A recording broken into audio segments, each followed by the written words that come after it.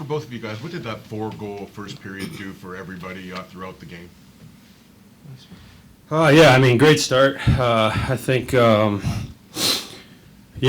into the game, I think there's a lot of positive vibes, even though we lost the last game 5-2. Just energy from that game and not quitting and practice yesterday and just what we wanted to accomplish coming into this game. They had a tough back-to-back. They played at 7 last night and then 5 tonight. So obviously want to jump on them early, and we did a good job of that. What were your thoughts, Alex? Yeah, I think the same thing. I think, like he said, I think practice yesterday gave us some energy.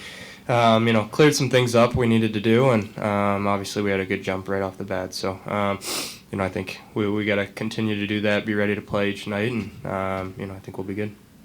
To get the goal right after they had cut it to 2-1, how important was that one? Yeah, no, that's a great point. I think going into that shift, obviously great start, up 2-0. They make it 2-1, so we knew it was a big shift, and to make it 3-1, I mean, those are momentum shifts, right? That gets the momentum right back on our side, so that was a big goal. Patrick, what does 1,300 points mean to you? Yeah, I mean, it's it's been. I wish I got a little bit sooner this year, but it's been. Obviously, you play a lot of hockey, play a lot of games. Your numbers have a chance to get up there, but nice to reach that milestone and do it on a play like that. With Cat finishing it off is pretty fun, pretty exciting. A lot's been made of Todd saying yesterday, just play hockey, but it seemed like that's what you guys did tonight. It felt more instinctive from watching. Did you guys feel like, I don't know if freedom's the right word, or did you feel like you did more from instinct rather than thinking? Yeah, I think, a lot of it just reset everything. I think, new coach comes in, try to get that energy back in the room and, just forget about what's happened in the past, and it was a new start. So, good to get that win, and hopefully we can get some more here soon. Todd, congrats on win number 1. What are you most pleased with about the team's aspect of the game tonight that got that done for you? I think when you put practice together and you work on something and then you see it applied in the game, we're not always going to have success with it, but there were a lot of moments in the game, whether it was penalty kill or some back check type scenarios that were important to us that we'd worked on the night or the morning before, and we saw that in the game. So that's progress, and I'm happy for the guys to win. It obviously hasn't been real good. You can feel it when you walk around. They worked real hard yesterday and they got rewarded today. So I'm happy for them, but tomorrow we got to go back to work again. You thought they might be a little mechanical trying to get these systems into play, but they looked like they had some flow to their game here today. Yeah, they were. How do you feel about that aspect of things? They were, I thought, well, the fear of approaching practice the way we did yesterday was we were going to get in the way as a coaching staff and make them even more mechanical. But we needed to take that time to lay the foundation in for some of the things we wanted to do and then challenge them just to play hockey. That's really important. You have good instincts, use them. And I think we saw a bit of a combination of both, some structure and some freedom to play. We still have things to work on. I thought our gas tank got a little bit empty near the end or halfway through the game, and real good teams have good gas tanks, and they're able to keep their foot on the gas. That can be physical, but I also think it's mental. When you haven't won a lot, you you do what you have to do to try and protect everything, and sometimes you can do that by going that way, not always this way.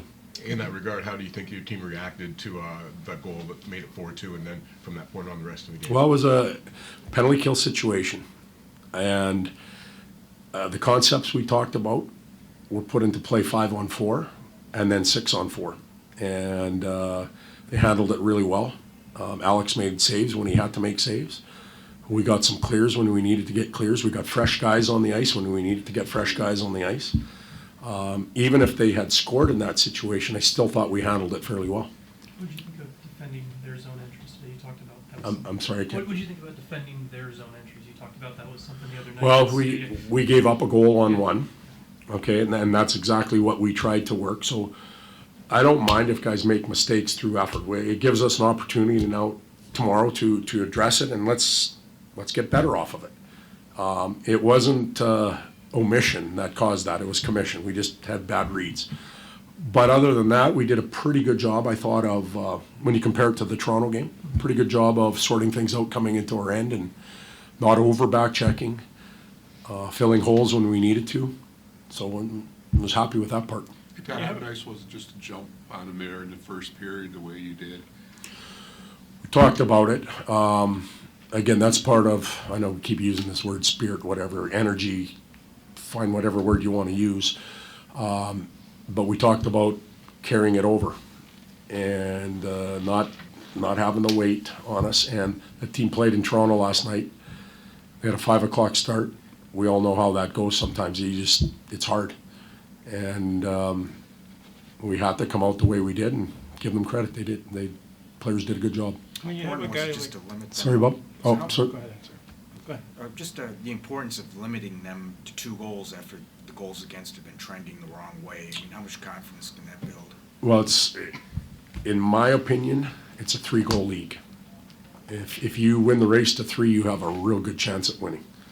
And Toronto got to it in the first period the other day. We got to it in the first period. Now you got to manage the game properly. You got to learn to win. We didn't have multiple scoring chances in the last 2 periods, but we had some good ones, and you have to bury one of those at least to really put a team away. So some polish there. But the fact we only gave up 2 is a good sign for us. When you have a guy like Patrick Kane, who obviously has creative instincts that most players don't, how do you balance that as a coach, from giving him the freedom to try stuff and also to not just completely abandon the system? Yeah, and so with Patrick, I don't think there's ever any intent, at least in the, whatever, I've been 6 periods now in a practice and the odd special event in the league or whatever it might be. I've never sensed that from him. He's got a lot of hockey smarts that he can share with the coaching staff too and with his teammates. And I really felt like he's really committed to winning right now. So that's a good thing to have.